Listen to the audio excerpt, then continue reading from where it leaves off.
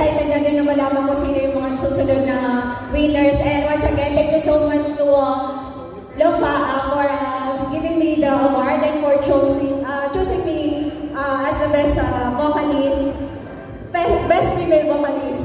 Yeah, sobrang kinakabahan ako. Thank you sa family ko, sa banda ko, sa Forza, and Sir Galil, yan ng Sofitel. Maraming salamat for always having us sa Sofitel. And then, Saga, may Alcohol family, Direk Sef, Louie, Hamda, I miss you.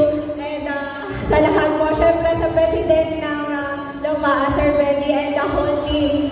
Sobrang successful ng event nyo, and sobrang thank you for giving this event sa lahat ng Pilipino. Maraming salamat po once again. Yes, tuloy lang po natin ang ating passion. Mabuhay po tayo lahat. Thank you so much.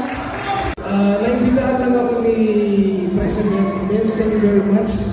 And of course, siyempre, maraming salamat po sa inyo lahat. And supportan lang po natin ang lahat ng banda at lahat ng mga entertainers natin dito at sa lahat ng mga nagbibigay aliw para po sa atin.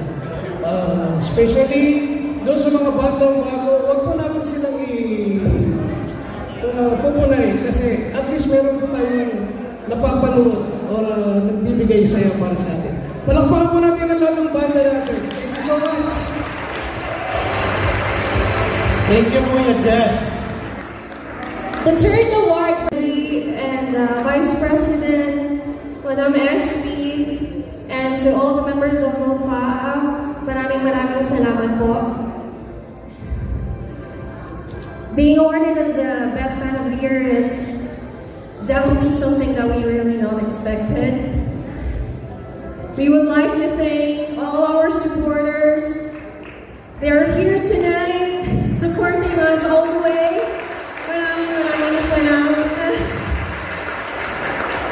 We are not